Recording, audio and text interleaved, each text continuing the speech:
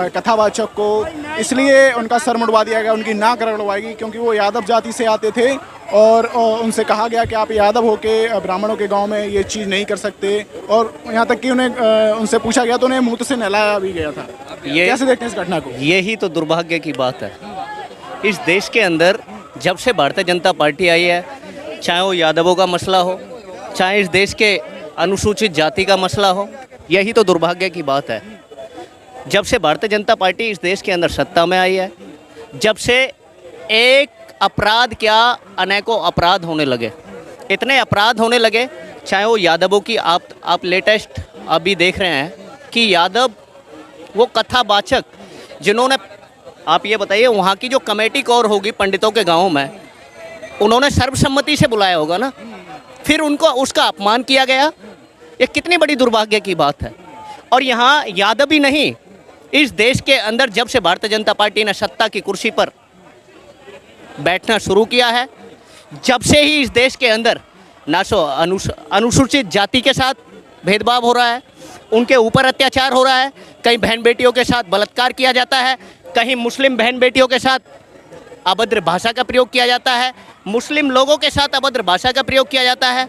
यहाँ ना तो हिंदू सुरक्षित है भारतीय जनता पार्टी के शासनकाल में, ना यादव सुरक्षित है, ना जाट सुरक्षित है।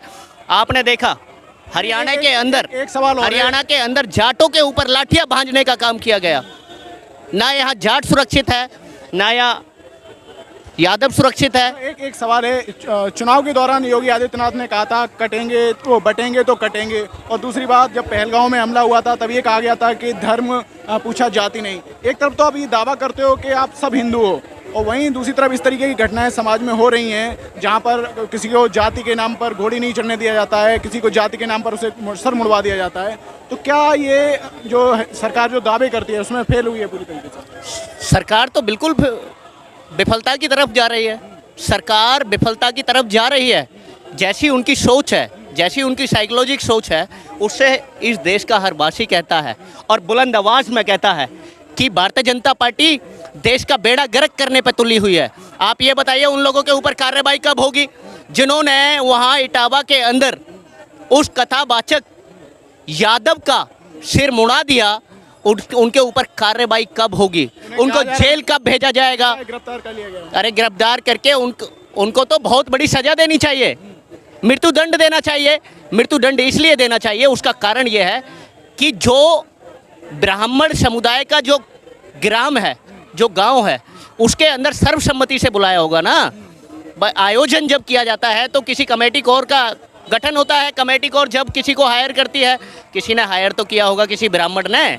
तो क्या ये इनकी राजनीति केवल वोट बैंक तक सीमित है? केवल भारतीय जनता पार्टी इस देश के अंदर वोट की राजनीति करती है, ध्रुवीकरण की राजनीति कर रही है। ना तो कोई शिक्षा की बात करते बीजेपी के लोग, ना ही स्वास्थ्य की बात करते, ना ही ये लोग रोजगार की बात करते हैं। आज इस देश के अंदर भारतीय जनता पार्टी विफलता की तरफ पहुंच चुकी है 100%।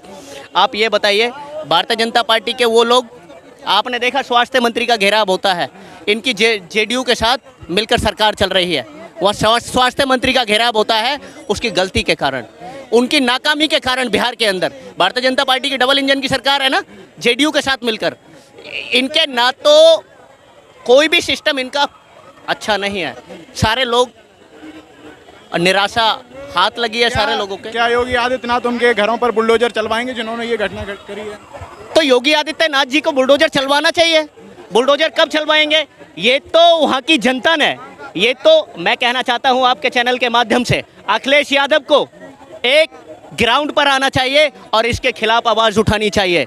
इस देश के अंदर अखिलेश यादव ही नहीं, सारे समुदाय के लोगों को इस गंदी विचारधारा के खिलाफ एक प्लेटफॉर्म पर एकत्रित होना चाहिए और ऐसी गंदी मंशा के लोगों के खिलाफ आवाज बुलंद करनी चाहिए। और जो मौके पर अभी सत्ता में काबिज भारतीय जनता पार्टी है, उसके कानों पर जूं रेंगने के लिए उसको मजबूर करना चाहिए। जय हिंद, जय भारत।